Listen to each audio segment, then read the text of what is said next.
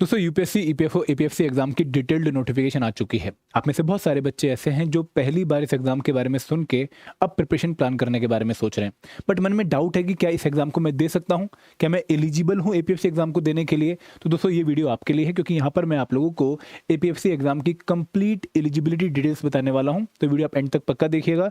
अगर आपको ऑलरेडी पता है कि आप एलिजिबल हो, आप ये वीडियो स्किप भी कर दीजिए, बट अगर नहीं पता है तो वीडियो आपके लिए क्लैरिटी लेकर आने वाली है। और दोस्तों आगे बढ़ने से पहले मैं आप लोगों से ये भी रिक्वेस्ट करूंगा कि अगर आप लोग डिफरेंट कोर्सेज में इंटरेस्टेड हैं एडुटैप के for APFC exam preparation, but आपको डाउट है कि भाई हमारा कोर्स कैसा होगा, तो दोस्तों इस डाउट को दूर करने के लिए हमने आपके लिए एक डेमो कोर्स डिजाइन कर रखा है।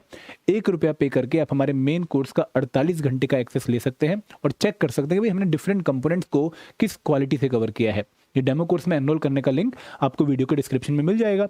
और दोस्तों 23 अगस्त तक हमारे सभी एडुटैप के एपीएफसी कोर्सेज पर एक अट्रैक्टिव डिस्काउंट चल रहा है, वन टाइम सेल चल रही है 56% की, जहां पर आप 56% डिस्काउंट ले सकते हैं हमारे मास्टर कोर्स पे, स्पेशल सब्जेक्ट कोर्स पे और टेस्ट सीरीज पे। आपको one time 56 coupon code use करना है और ये कूपन कोड आप लोगों को 56% डिस्काउंट दिलवाने में हेल्प करेगा और ये कूपन कोड 23 अगस्त तक वैलिड है।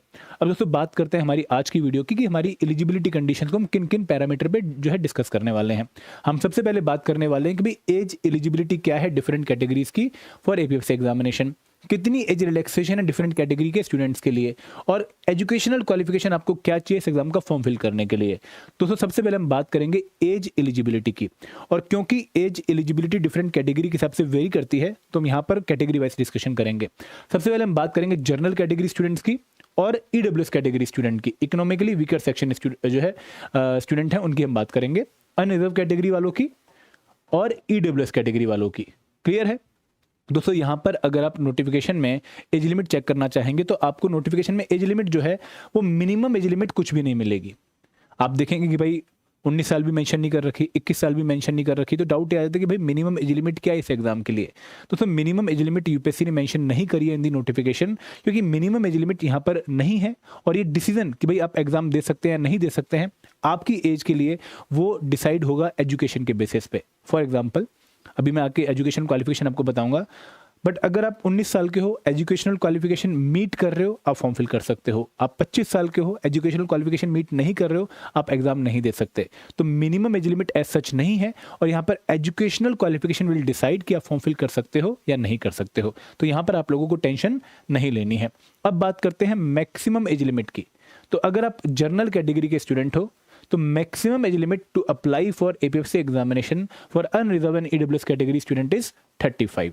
अब 35 की एज तक इस पर्टिकुलर एग्जाम के लिए अप्लाई कर सकते हो। क्लियर है पॉइंट। अगर आप 35 के हो गए हो तो अप्लाई नहीं कर सकते, अगर 35 के नहीं हुए हो अप्लाई कर सकते हो। क्लियर। अगर आप बिलोंग करते हो ओबीसी कैटेगरी से तो आपको 3 साल की रिलैक्सेशन है, मैं आपको बताऊंगा भी आगे डिटेल। अगर आप एससी एसटी कैटेगरी से बिलोंग करते हो आपको 5 साल की रिलैक्सेशन है, आप 40 की एज तक अप्लाई कर सकते हो। अगर आप पीडब्ल्यूबीडी मतलब person which benchmark disability category से बिलोंग करते हो तो आपको अगेन 10 साल की रिलैक्सेशन है, आप 45 की एज तक अप्लाई कर सकते हो। आप सेंट्रल गवर्नमेंट एम्प्लॉई हो, आप ईपीएफओ एम्प्लॉई हो, आप यूटी गवर्नमेंट के एम्प्लॉई हो तो आपको 5 साल की रिलैक्सेशन आप 40 की एज तक अप्लाई कर सकते हो। और अगर आप OBC plus central government employee हो तो आपको दोनों बेनिफिट मिलेंगे। आप 43 की एज तक अप्लाई कर सकते हो। आप ओबीसी हो और पीडब्ल्यूबीडी भी हो तो आपको 13 साल की रिलैक्सेशन मिलेगी। आप 35 प्लस 13 48 तक की एज तक अप्लाई कर सकते हो। तो यहाँ पर कंबाइंड रिलैक्सेशंस भी हैं।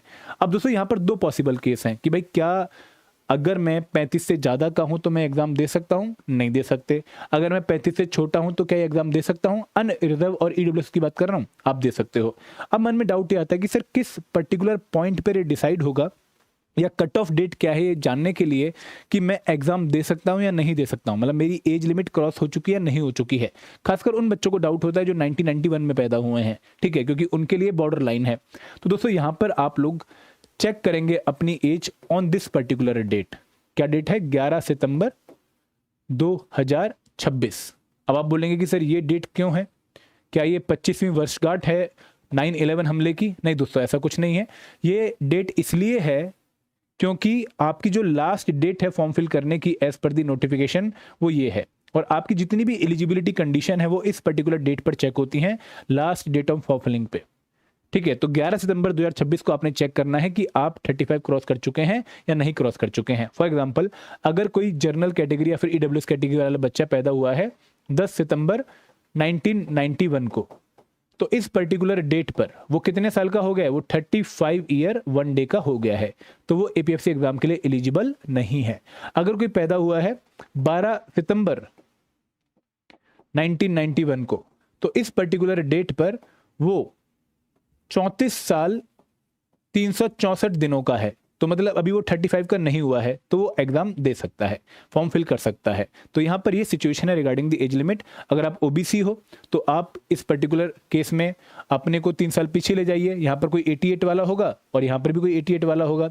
अगर आप SC ST हैं तो और 2 साल पीछे चले जाइए, यहाँ पर 86 होगा, यहाँ पर भी 86 होगा। तो इस तरीके से आप एज लिमिट वगैरह चेक कर सकते हैं। तो यहाँ पर कट ऑफ डेट क्या है? Last date of filling of application form 11 सितंबर 2026। क्लियर है? अब दोस्तों एज रिलैक्सेशन की बात कर लेते हैं ताकि आपको वहां पर भी कोई डाउट ना हो। अगर मैं बात करूं अदर बैकवर्ड क्लासेस की, 3 साल 38 की एज तक अप्लाई कर सकते हो, 38 की एज तक। Schedule caste, schedule tribe, ex serviceman, commissioned officer, EPFO employ, central government employ plus UT government employ, आप 5 साल की रिलैक्सेशन रखते हो, आप 40 की एज तक अप्लाई कर सकते हो। और person with benchmark disability category 10 साल की एज तक अप्लाई कर सकता है, 45 की एज तक वो अप्लाई कर सकता है। 10 साल रिलैक्सेशन है, 45 की एज तक अप्लाई कर सकता है। क्लियर है? तो ये डिफरेंट कैटेगरी की एज लिमिट और एज रिलैक्सेशन है। क्लियर है? अब दोस्तों यहाँ पर अगर मैं बात करूँ एक्स सर्विसमैन और SC ST OBC EPFO employ, तो यहाँ पर क्लियरली मेंशन कर रखा है कि भाई 3 साल है फॉर OBC और SC ST के लिए 5 साल है, ये नोटिफिकेशन में मेंशन कर रखा होता है। और age limit for EPFO employ जो है वो 5 साल की रिलैक्सेशन है। अगर आप एक्स सर्विसमैन हैं, कमीशन्ड ऑफिसर हैं और आपने 6 महीने कम से कम काम कर लिया है तो आपको 5 साल की रिलैक्सेशन है, ये भी क्लियरली मेंशन है। अगर मैं बात करूं सेंट्रल गवर्नमेंट एम्प्लॉय और यूटी गवर्नमेंट एम्प्लॉय, तो दोनों के लिए ही देखो यहाँ पर यूटी गवर्नमेंट एम्प्लॉय भी है और सेंट्रल गवर्नमेंट एम्प्लॉय भी है, दोनों के लिए ही 5 साल की रिलैक्सेशन है और कंबाइंड रिलैक्सेशन भी है। अगर आप SC ST हैं तो 10 साल, अगर आप OBC हैं तो 8 साल, तो ये भी आपको प्रोविजन है। बट किसके लिए रिलैक्सेशन? जिनकी 3 साल कंटिन्यूअस सर्विस सेंट्रल गवर्नमेंट में हो चुकी है या फिर यूटी गवर्नमेंट में हो चुकी है। अगर आप PWBD कैटेगरी से बिलोंग करते हैं तो आपको 10 साल की रिलैक्सेशन है, बट यहाँ पर आपकी जो डिसेबिलिटी है वो 40% प्लस होनी चाहिए, तब जाकर आप इस एग्जाम के लिए एलिजिबल होंगे। क्लियर है वाली बात भी आपको? अब दोस्तों बात करते हैं एजुकेशनल क्वालिफिकेशन की। इसमें कोई रिलैक्सेशन नहीं है, हर एक कैटेगरी के लिए एजुकेशनल क्वालिफिकेशन सेम है और आपको फुलफिल करनी होंगी। अब दोस्तों एजुकेशनल क्वालिफिकेशन आपकी नोटिफिकेशन में 2 तरह की मेंशन कर रखी है। कौन कौन सी? एक है एसेंशियल क्वालिफिकेशन और एक है डिजायरेबल क्वालिफिकेशन। एसेंशियल क्वालिफिकेशन का मतलब क्या है कि भाई ये क्वालिफिकेशन होनी ही चाहिए अगर आपको एग्जाम का फॉर्म फिल करना है। अगर ये क्वालिफिकेशन नहीं है तो आप फॉर्म फिल नहीं कर सकते। डिजायरेबल का मतलब क्या है कि इससे फॉर्म फिलिंग पे कोई इफेक्ट नहीं पड़ रहा है या नहीं है, आप फॉर्म फिल कर सकते हो, बट अगर है तो शायद आपको इंटरव्यू में एडवांटेज मिल जाए, but age such form filling इससे इफेक्ट नहीं होती। तो यहाँ पर एसेंशियल क्वालिफिकेशन क्या है? एसेंशियल क्वालिफिकेशन ये है कि आपके पास डिग्री होनी चाहिए, आप ग्रेजुएट होने चाहिए। अगर आप ग्रेजुएट हैं, BA BCom BSc मैटर नहीं करता, अगर आप किसी भी फील्ड से ग्रेजुएट हैं आप इस एग्जाम का फॉर्म फिल कर सकते हैं। आपने डिस्टेंस के थ्रू करी है, आपने रेगुलर करी है, आपके 40% थे, आपके 90% थे, कुछ मैटर नहीं करता, फॉर्म फिल कर सकते हैं अगर ग्रेजुएशन कंप्लीट है, आपके पास सर्टिफिकेट है। क्लियर है? डिजायरेबल क्वालिफिकेशन क्या है कि भाई अगर किसी के पास डिप्लोमा है company law, labour law, public administration में, तो उसको सुटेबल माना जाएगा मोर। बट क्या इसका इंपैक्ट सिलेक्शन पे पड़ता है? नहीं पड़ता, ट्रस्ट मी नहीं पड़ता। अगर ये नहीं भी है भूल जाओ, कोई फर्क नहीं पड़ेगा आपकी सिलेक्शन पे और ना ही आपको फॉर्म फिलिंग से रोका जाएगा। ये होनी जरूरी है, अगर है एग्जाम में सिलेक्शन भी ले सकते हो और एग्जाम के लिए एलिजिबल भी हो। अब दोस्तों कुछ डाउट बच्चों के मन में आते हैं। क्या डाउट आते हैं कि सर फाइनल ईयर वाला स्टूडेंट अप्लाई कर सकता है? देखो अगर अभी आपका जून जुलाई में 6 या 8 सेमेस्टर जो आपका फाइनल सेमेस्टर था अगर वो कंप्लीट हुआ हो और आपके पास 11 सितंबर से पहले 11 सितंबर last date of filling of application form है, अगर इस डेट से पहले आपके पास प्रोविजनल डिग्री सर्टिफिकेट आ जाता है तो आप अप्लाई कर सकते हैं। तो कॉलेज से प्रोविजनल डिग्री सर्टिफिकेट ले लीजिए, बनवा लीजिए, क्योंकि यही आपको एलिजिबल बनवाएगा। क्या लर्निंग, ओपन लर्निंग और डिस्टेंस एजुकेशन वाले अलाउड हैं? बिल्कुल अलाउड है। अगर आपने ग्रेजुएशन इस मोड में करी तो भी आप फॉर्म फिल कर सकते हैं, क्योंकि मिनिमम मार्क्स का क्राइटेरिया, कोई मिनिमम मार्क्स का क्राइटेरिया नहीं है। 40% वाले भी अप्लाई कर सकते हैं, 60% वाले भी, 90% वाले भी, बस ग्रेजुएशन कंप्लीट होनी चाहिए, यही इंपॉर्टेंट क्राइटेरिया है। ठीक है, अब डिजायरेबल क्वालिफिकेशन का क्या इंपैक्ट पड़ेगा, ये बहुत बच्चों के मन में क्वेश्चन है।